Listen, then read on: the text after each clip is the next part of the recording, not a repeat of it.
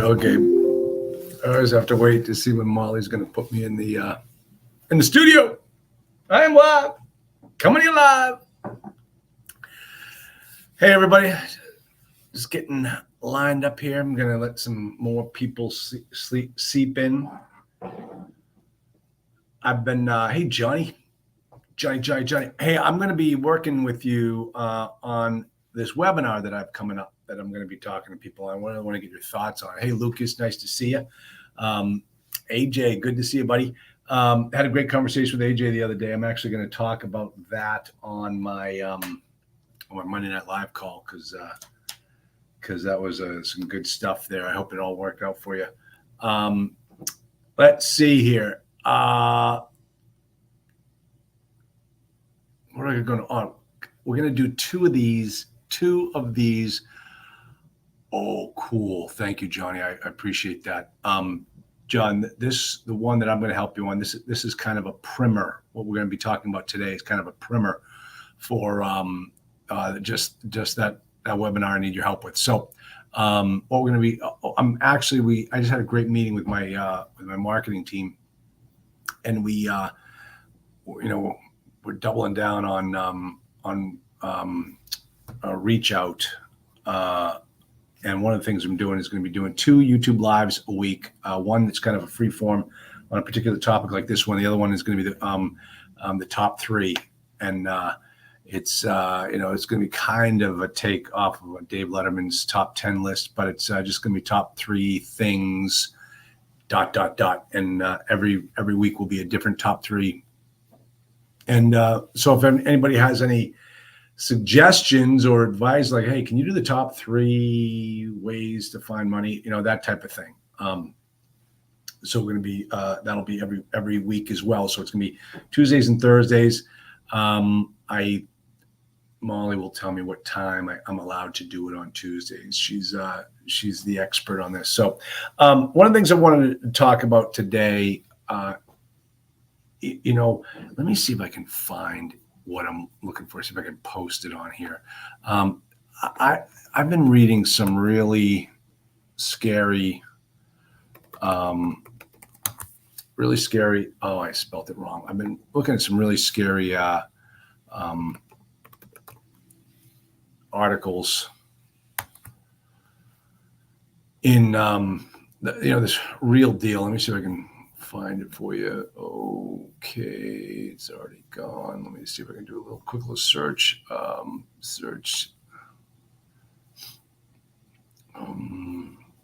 Bear with me here while I'm pulling this up. Let me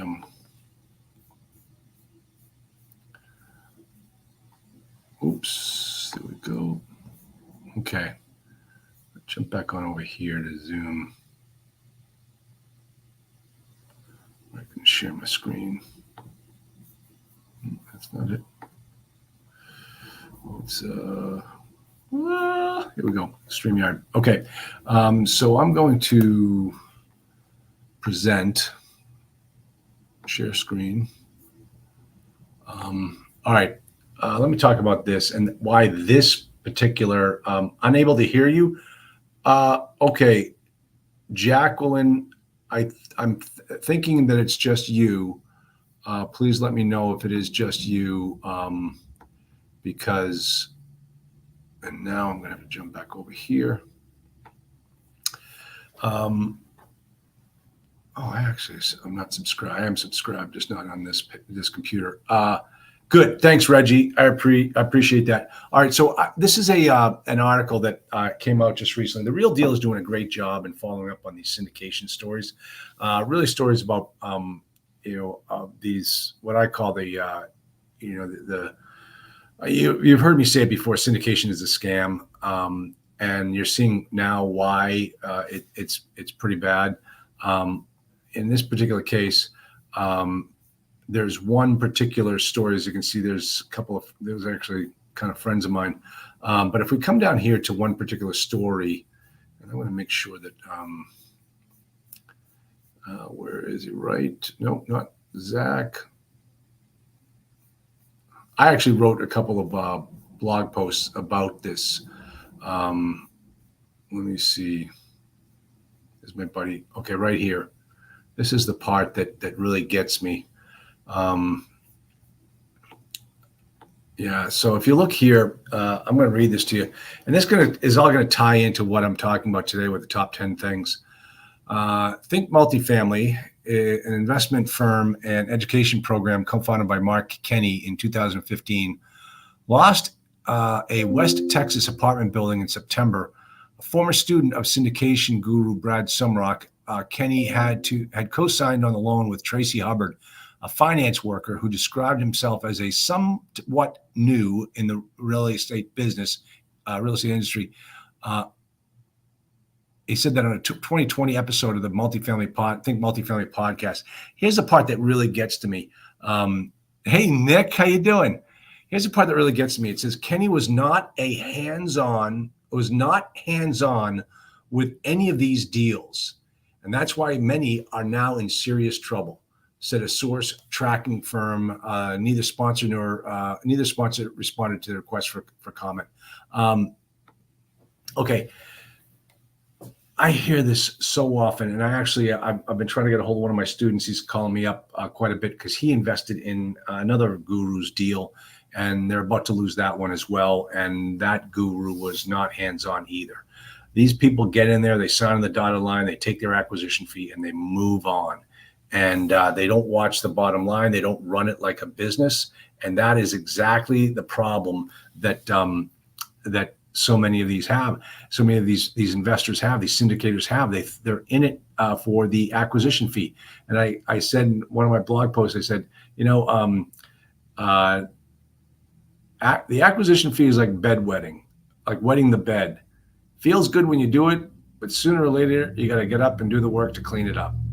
And most of these guys are all in the bedwetting stage, and they're not in the parenting stage. And these properties get out of control, and they lose control of it, and the deal goes south. You cannot take your eyes off a piece of real estate, a business, and think that it's just going to run passively and forever and ever. You've got to build the business that runs the property. You just oversee the business, but you've got to oversee the business. You take your eyes off of that. It's like, I use the example of if you bought an ice cream stand in June and you let all the high school kids run it for the summer and you come back in September, what do you think you're going to come back to? It's not going to be pretty. So don't be that person who thinks that this is a passive business, because if you do, you're on the wrong YouTube live call, because this is there's no such thing as passive investing. You've got to work for it. It's the best business in the world to be in, but it's a business. And I talked to 3 of my past students this past week, and it was so great to hear how successful they've become and how well they're doing. And the common denominator between all 3 of them was that they are running it like a business. They know their numbers. They know exactly what's going on. It's a great business to be in, but you've got to run it like a business. So I'm doing this webinar coming up. I haven't set the date for it yet. It's going to be this month, but it's going to be the 10 steps for starting your multifamily business and building it and running it the right way.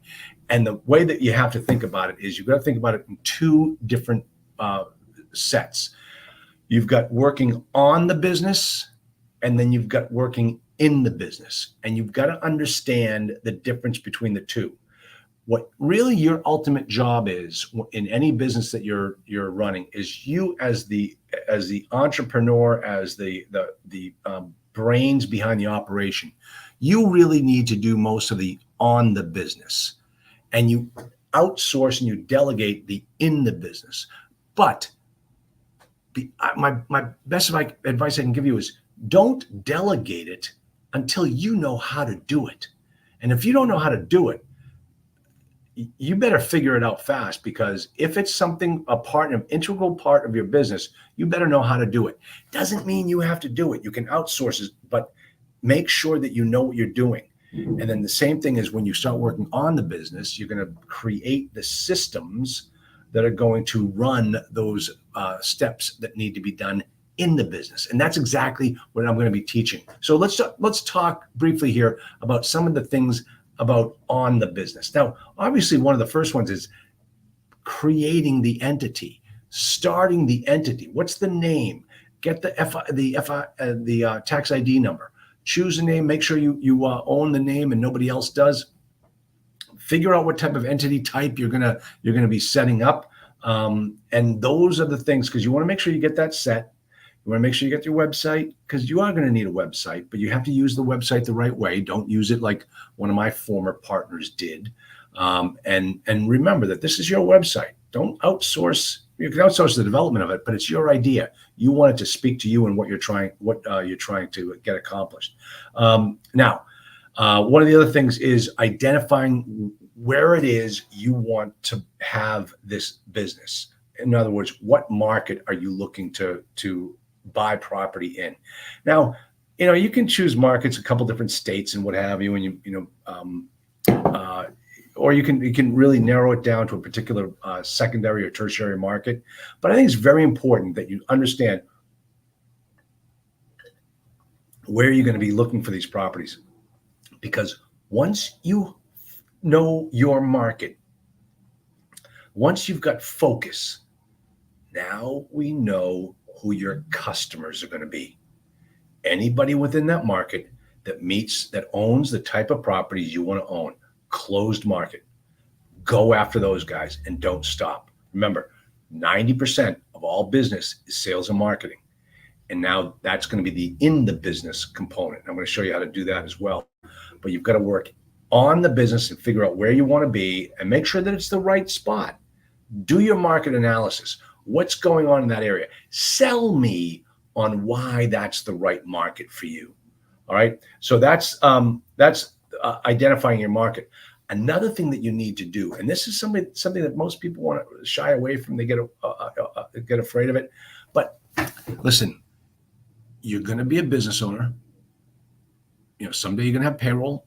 You got to make sure you know where the money's coming in, and you've got to be able to handle the credit and having business credit and having good credit. So get started now. If you screwed up in your past, don't worry about it. What is the old saying? Somebody's going to tell me. Every saint has a past and every sinner has a future. Well, you've got a future, okay? Who cares what happened in the past? We'll fix that. If some of you have bad credit, okay, I get it. We've all been there. You don't need to have perfect credit to be in the multifamily business, but you should be working on your credit while you're building your business, because getting business credit is very important. So I'll tell you, one of the best sites is NerdWallet. I know you think it's crazy, but I'm going to introduce you to an attorney out in Cincinnati. The name of his company is Credit Improvers. Phenomenal organization. Not one of these scam fly-by-night where they charge you a monthly fee and they do a little bit of work, or it's not one of those organizations where they get you to charge off all your credit cards and then pay them a fee every month. No, nothing like that. What you're going to do is Credit Improvers is a law firm. You pay them a one-time fee. They handle your credit going forward. Ed Garrett is in charge of it. He's the attorney. He's like me. He answers his own phone. He's a great guy that you need to know to start working on your credit. It's going to take a couple of years. And one of the things that Ed recommends is you sign up for NerdWallet and you start working NerdWallet and handling that and using that service, because it can do a great job in cleaning up your credit. And then Fund and Grow, I'm going to introduce you to Fund and Grow. That's a company that I use. I have over $300,000 of business credit that I can tap into anytime I need it. So that is, you as a business owner need to have your financial house in order. So start today. We're going to talk about different ways to do that. And then also just, let's talk about your goals. Where do you see yourself being in 1 year, 3 years, 5 years? If we were sitting here 3 years from now, what would have had to have happened over the last 3 years for you to continue to consider yourself a success? I'm going to ask you that question, and I want to get some answers live on the call. But setting up and understanding your goals, because more importantly, think about what I've just said. Everything I just said is tying together. The sales business 90% of business is all sales and marketing. Sales and marketing is nothing but a numbers game.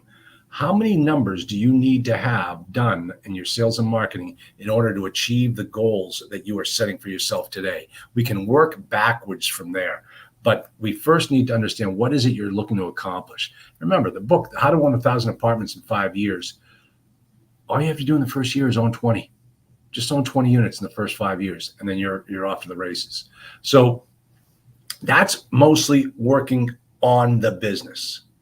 And now we've got to look at working in the business. Part of it has to do with creating your social media presence. Now, this is very important. And this is what you'll find as we go through this. As you start building up credibility, as you start building up a platform, you're going to need that platform to reach out to as many people in your world as possible. We really want to figure out who your investors are, where we can start building your investor database. And that's going to start with understanding that the way that we use social media to get your message out there. Let me just check. Okay, wait a minute. Oh, hold on. I gotta check. I keep hearing messages. All right, I see this thing right here still going. No, I'm not. I think you are all looking at me, right, Winfred?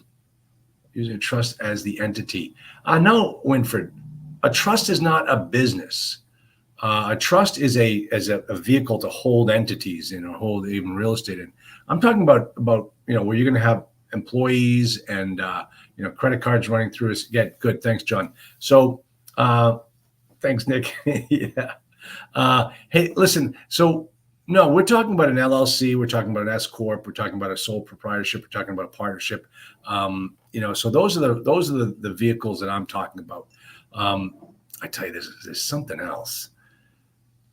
A buddy of mine who's an expert on the tax law says what you should do is sell your entity to your IRA, and then have your IRA own your entity, and therefore all the income that your entity earns in the IRA is tax deferred. So that's kind of interesting. That's a whole other conversation. No, John. It's not a self-directed IRA. It's or even an LLC, because I have a self-directed LLC. So it would be buying one of my entities into my LLC, and then whenever it earns money, the money just grows in there, tax deferred. Correct. I mean to say, to only use a trust as a name recorded at the county on the deed. Winfred, every situation is different. Obviously, you know that I'm going to answer this question with the word depends. But that's what we learned in fifth year law school. That was. It's like, Rob's Lucas. I think that's the name of it, Lucas. I think that's the name. Yeah, I mean, it could be Winfred, but I can't, don't ask me entity structuring. I know nothing about your situation. It would be irresponsible of me to say, sure, Winfred, let's do all of those things that way, because you would know that's the wrong answer. So it's impossible for me to give you that advice. Rollover business startup. Geez, it was something like that. But I guess I'll have to have it for you next time. All right. I use win amongst friends. Okay, you can call me Mr. Dobbins then. Win. I let my friends call me Mr. Dobbins. Right, David Peters? Yeah. Okay. Yeah. See, this is I'll get what's his name? He's Schmidt. Vern Schmidt. 10-4. Just kidding, Win. Vern Schmidt is the guy that I know, and he's been on a lot of my podcasts and some of my shows. So I'll try to get him on one of these times. That's going to be what we do with the Tuesday live show. All right, start your own media presence, build your marketing machine, and that's what we've done with our CRM, our homegrown multifamily CRM, where we go after the property managers, the banks, the credit unions, the brokers, the property owners. We have all of those names built into the system for you in your own market. And we have all the tests, all the ways that you can launch and reach out to those people: emails, direct mail, cold calling, all of those methods. And you get your own VA to work for you to do it. So that's right away. We've given you that massive tool that will control 90% of your startup business right there in the CRM. Raising money for your ventures. Now, this is key, because what we also have in the CRM is the ability to start to create your investor database, even at the push of a button. Part of why I want you to have the social media presence is if you start promoting yourself and want to get people in your investor database, all they have to do is on the social media, they click a link and they come in, and their name goes right into the database, and you can start communicating with them on a regular basis. That is key. And then the final thing, and I say this when I end every one of my podcasts: if you're not making offers, this is nothing more than a very expensive hobby. All right, folks, don't get all, don't build the whole machine and then never ask anyone to buy. The first sale that is made in the multifamily business is getting the seller to say yes to your offer. Not even just to buy the property and closing the deal, make it to the closing table. The first sale is getting the seller to buy your offer. It took me a while, because I'm not the brightest bulb in the tree, but it took me a while to figure out that making an offer to a multifamily owner was essentially the exact same process that I used back when I was in the insurance business and I was trying to sell a group insurance plan to a company. Back in my office, I'd put together the whole offer. I'd make all the presentation look great. And then I would go out and I would present the offer to the owner of the company. And then there would be 5 other guys doing the exact same thing. And we'd get a call back, like from a broker, usually say, hey, can you change this? Hey, what about that? What about this? And then when it was all said and done, one person made the sale and the other 4 guys went home. They were not in the business that day, and they had to go out and start the process all over again. So that is one of the, when you look at it that way, you will get to understand that this is a sales and marketing business. The more offers you make, the more likelihood of success, because you're getting your name out there more often, and sooner or later, one of those sellers is going to say yes to you.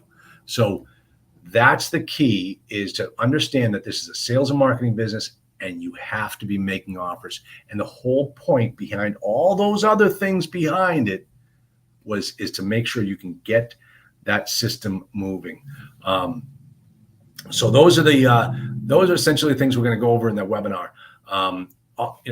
The other thing too is that we're going to have a part of our system, part of our program is going to be to take you through all of those steps and make sure that you're doing them all correctly. Look over your shoulder every step of the way. We'll draft your operating agreement for you. We'll make sure that you get set up as an entity. All of those aspects of the business we are now making available to our students. And it's really the whole idea is to get you into this business, making sure you're set up properly so that you become one of those 3 those clients of mine. You're going to be like one of those 3. One is a partnership, one is a family-run group, and the other one is a partnership. 2 partnerships. No, wait a minute. No, husband and wife team, family team with the kids, the oldest kids, and then 2 partners. And we talk about that structure. So I see quarterly intensive is tomorrow. Yeah. Guys, we're doing the quarterly intensive tomorrow for all of my Multifamily OS members, and it's going to be Todd Kuhlman of Analyzer Pro. is going to do a full, complete deep dive into his software. It's going to be fantastic. So that'll be tomorrow at 11:30. And then, so getting back to this, the whole idea behind building the system and making sure it runs smoothly is to get you to make as many offers as we can.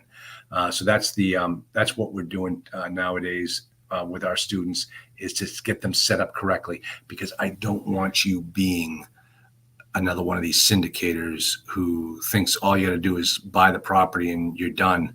I want you to be that type of multifamily investor that knows how to run the business and knows how to look at the financials and whether things are going right or wrong. I mean, I've had students call me up and send me their numbers and say, hey, what's wrong with my property? And do I fix it for them, because I've seen it all.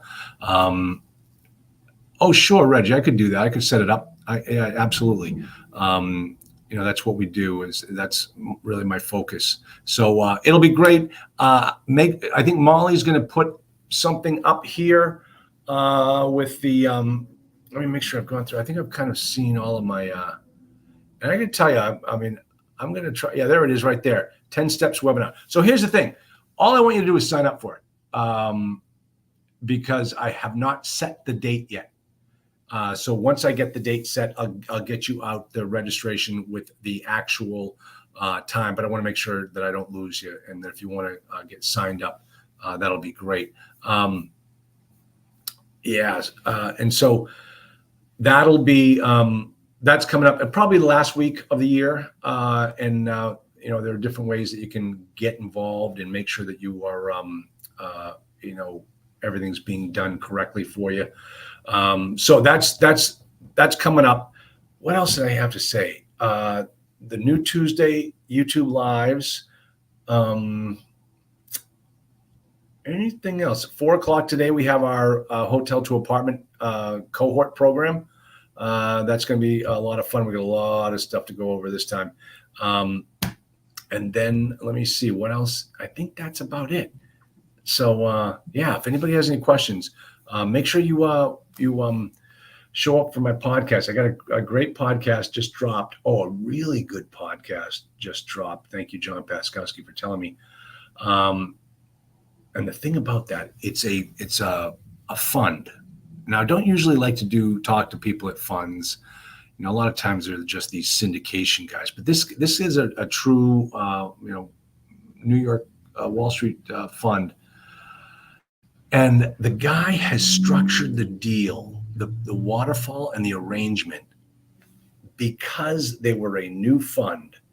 And many of the big investors are saying, "Yeah, come back to me when you've got a track record." So he's trying to think, how can I structure my fund so that, because of my lack of experience, the people who come with me get rewarded more, and then when we succeed more, we get more.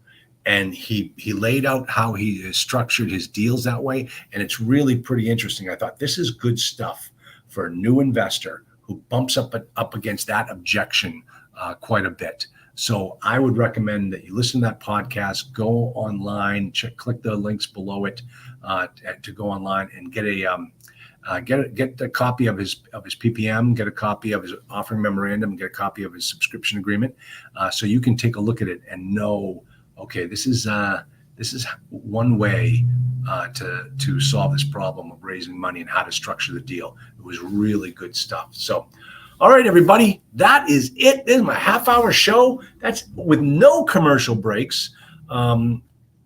Make sure you check out my podcast. You like and subscribe here. That always helps. It moves me up the list of these gurus. And you bet, G.